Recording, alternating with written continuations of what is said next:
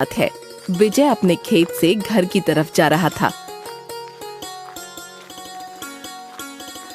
कि तभी अचानक उसके पैर में एक बड़े से पत्थर की ठोकर लगती है। हे राम, मर गया रे। ये रास्ते में इतना बड़ा पत्थर कहाँ से आ गया? विजय दर्द से कराहने लगा और तभी उसको पत्थर के नीचे कुछ चमकती हुई चीज दिखाई देती है। अरे, ये पत्थर के नीचे क्या चीज है जो इतनी चमक रही है? कहीं इसके नीचे सोने का घड़ा तो नहीं है? इस पत्थर को हटाकर देखता हूँ। विजय उस पत्थर को हटा देता है। ये तो एक मामूली सी कांच की बोतल है। मुझे लगा कि कोई सोने की चीज है। ये मेरे किसी काम की नहीं।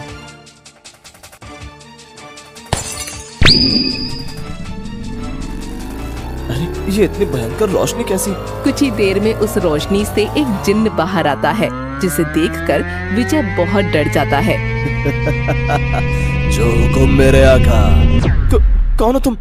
और तुम मुझे आका क्यों कह रहे हो? मैं कई वर्षों से एक बाबा के श्राप के कारण इस बोतल में कैद था। तुमने इस बोतल को तोड़कर मुझे आजाद किया है। कहिए मेरे आका, मैं आपकी किस प्रकार मदद कर सकता हूँ? तुम मेरे लिए कुछ भी कर सकते हो? हाँ मेरे आका, कहो, मैं तुम्हारे लिए चांद तारे तोड़ लाऊं? अरे नहीं नहीं, चांद तारे तोड़ने की जरूरत नहीं है। तो फिर मैं क्या करूं आपके लिए मेरे आका? अरे मेरे साथ घर तो चलो, वही है तुम्हारा काम। ठीक है मेरे आका। विजय थोड़ा सनकी और मजाकिया स्वभाव का व्यक्ति था। वो जिन्न को अपने घर ले जाता है। जो हुकुम मेरे आका। मुझे इस जिन्न के थोड़े मजे लेने चाहिए। क्या सोच में पड़ गए आका? मुझे हुक्म दीजिए। तुमको चाय बनानी आती है? मैं अपने जादू से अभी मंगवा देता हूँ। अरे नहीं नहीं, तुमको अपने हाथ से बनाकर लानी होगी। अरे यार, ये चाय कैसे बनती है? अगर आका से मना कर दिया तो ये मेरा मजाक उड़ाएंगे। क्या हुआ? क्या नहीं आती चाय बनाना? अरे नहीं नहीं, मुझे आता है चाय बनाना। तो वो रही रसोई, जाओ एक गर्मा गर्म चाय बनाकर लाओ। जिन्न चाय बनाने रसोई में चला जाता है।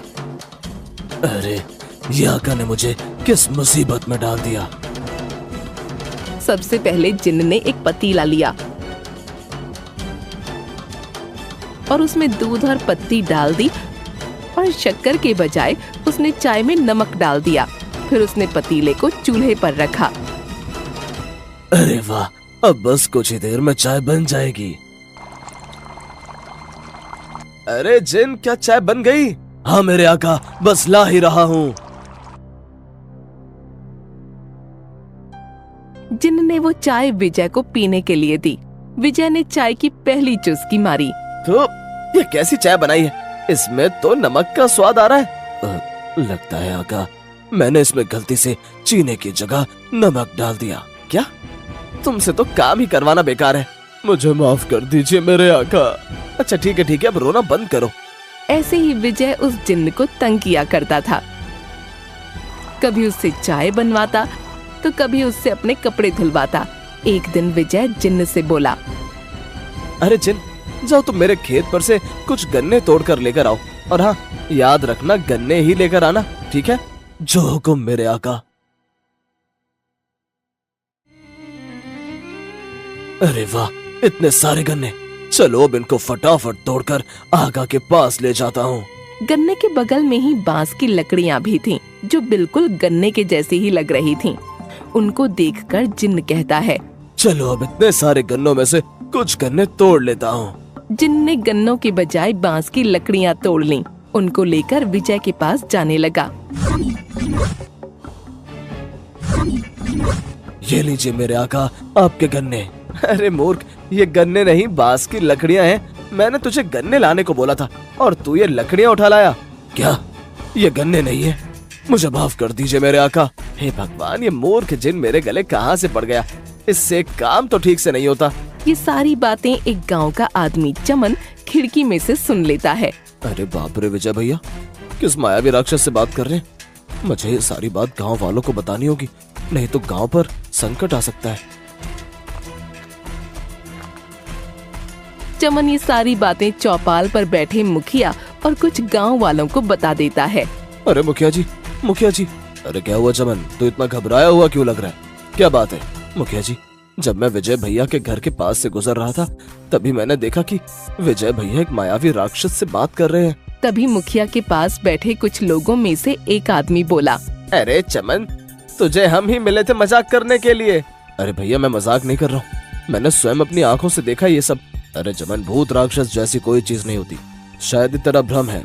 मुखिया जी मैं सच कह रहा हूँ, अगर आपको विश्वास नहीं होता तो स्वयं जाकर देख लीजिए। ठीक है भाई, अगर तू इतना कह ही रहा है तो हमको जाकर जरूर देखना चाहिए, लेकिन याद रखना मुझे मजाक बिल्कुल भी पसंद नहीं। हाँ अरे विजय, दरवाजा खोल। अरे ये अब कौन सा आ गया?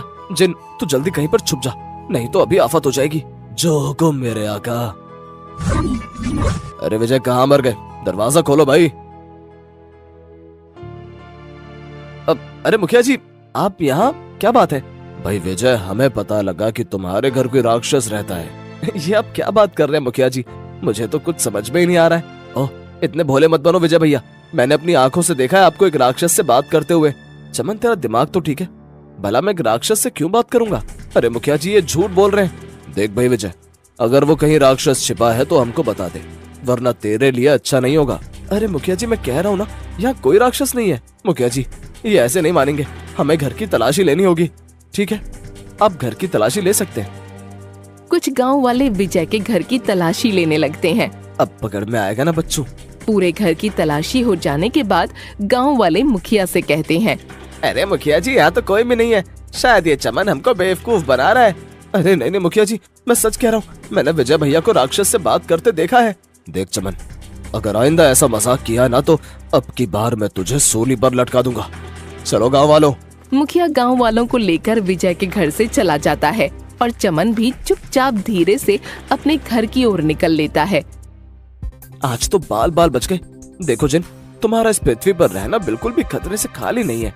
अगर इन गांव वालों को तुम्हारे बारे में पता चल गया तो ये तुम्हारा गलत इस्तेमाल कर सकते हैं। मेरे आका आप सही कह रहे हैं, मुझे भी अपने परिवार के पास वापस जाना है। हाँ लेकिन तुम्हारा घर कहाँ है?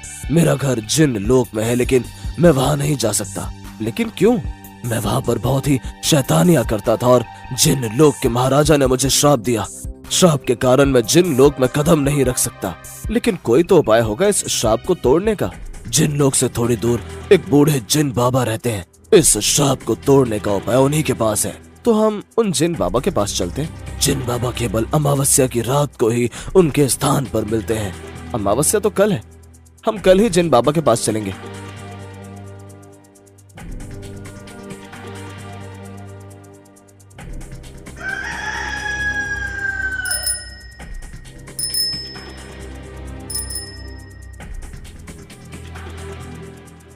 अगले दिन की रात को जिन्न विजय को लेकर जिन्न बाबा के पास जाता है।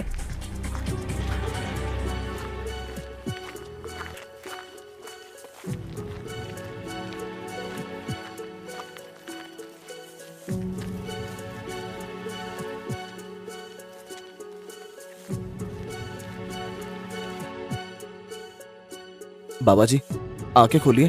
कौन हो तुम बेटा, और यहाँ क्यों आए हो?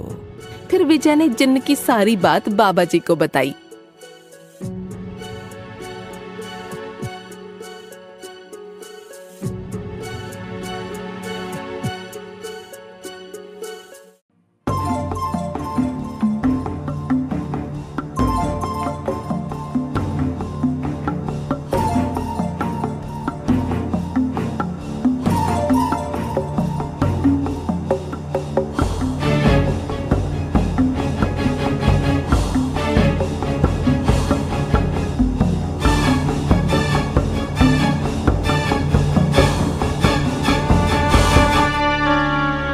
अब आप ही कुछ उपाय बताइए ना बाबा जी। एक उपाय है, लेकिन उपाय बहुत कठिन है। आप उपाय बताइए बाबा जी, मैं सब कुछ करने को तैयार हूँ। तो ठीक है, सुनो। फिर जिन्न बाबा ने विजय के कानों में वो उपाय बता दिया। और हाँ याद रहे, तुम्हें ये कार्य अकेले ही करना होगा। तुम इस जिन्न की मदद नहीं ले सकते क्योंकि ये श्रापित है। ठीक है बाबा जी।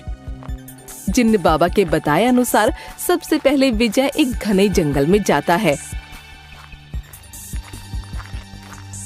सबसे पहले मुझे नारियल के पेड़ों को ढूंढना होगा। विजय धीरे धीरे जंगल में आगे बढ़ने लगता है और कुछ दूर चलने के बाद उसे वो नारियल के पेड़ दिख जाते हैं। जिन बाबा ने कहा था एक नारियल के पेड़ पर जिन की तस्वीर होगी, मुझे उस पेड़ में से एक नारियल तोड़ना होगा। फिर विजय उस नारियल के पेड़ को देखता है जिस पर जिन्न की तस्वीर थी। अरे ये पेड़ तो बहुत ऊंचा है, इस पर से मैं नारियल कैसे तोड़ूं? अगर मैं इस पर से गिर गया तो मेरी तो हड्डी पसली एक हो जाएगी। थोड़ी देर सोचने के बाद विजय को जमीन पर एक पत्थर दिखाई दिया। फिर उसने उस पत्थर को जोर से फेंक कर मारा। अरे मैया लग गई रे। विजय उस नारियल को लेकर जिन्न बाबा के पास जाता है।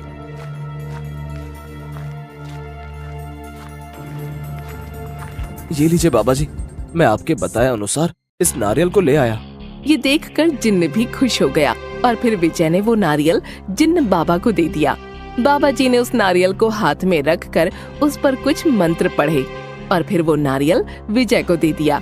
अब इस नारियल का क्या करना है बाबा जी? बेटा, अब तुझे इस नारियल को लेकर भयानक गुफा में जाना है। वहाँ पर तुझे एक चुड़ैल दिखाई देगी। तुझको उससे इस नारियल के बदले जिन लोक की चाबी मांगनी होगी। बाबा के बताए अनुसार विजय उस भयानक गुफा में चला जाता है।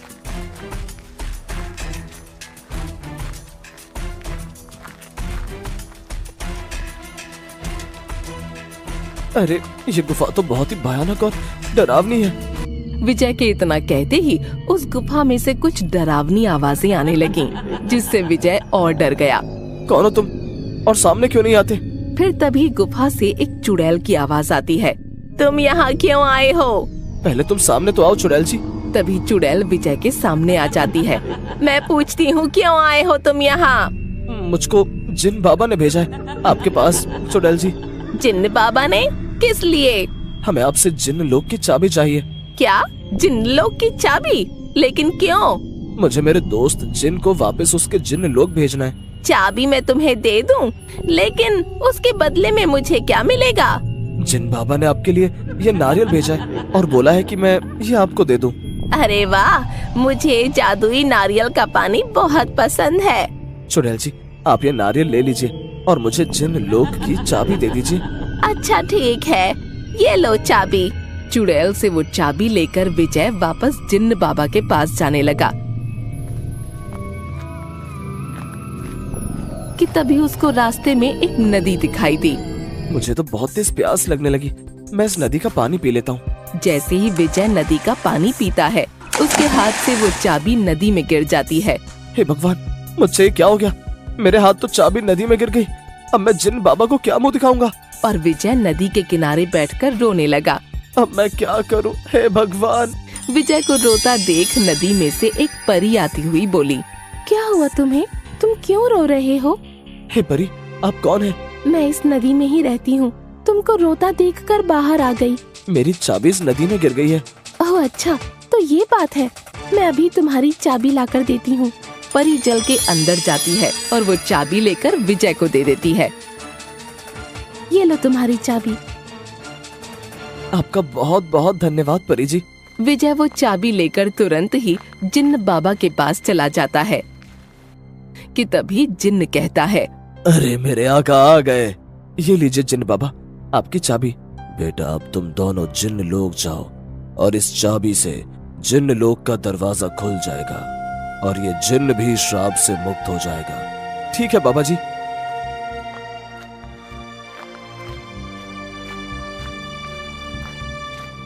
विजय और जिन्न दोनों जिन्न लोग के दरवाजे के पास पहुंच जाते हैं और वो चाबी को उस दरवाजे में लगा देते हैं। चाबी के लगाते ही जिन्न लोग का दरवाजा खुल जाता है। मेरे आका, अब मेरे जाने का वक्त हो चुका है। मैं आपका बहुत बहुत धन्यवाद करता हूँ जो आपने मुझे इस श्राप से मुक्त कर दिया। जाओ, तुम्हारा परिवार तुम्हारा इंतजार कर रहा है। और हाँ, मैंने तुम्हें इतना डांटा, इसके लिए हो सके तो मुझे माफ कर देना। विजय की आंखों से आंसू आ गए। क्या आप मुझे रोकर विदा करेंगे मेरे आका? फिर जिन्न ने विजय को एक जादुई बक्सा दिया जिसमें बहुत सारे हीरे जवाहरात थे। ये लीजिए मेरे आका, मेरी तरफ से छोटा सा उपहार। और जब भी आप मुसीबत में हो, मुझे एक बार आवाज दीजिए, मैं तुरंत आपके पास हाजिर हो जाऊंगा। ये कहकर जिन्न अपने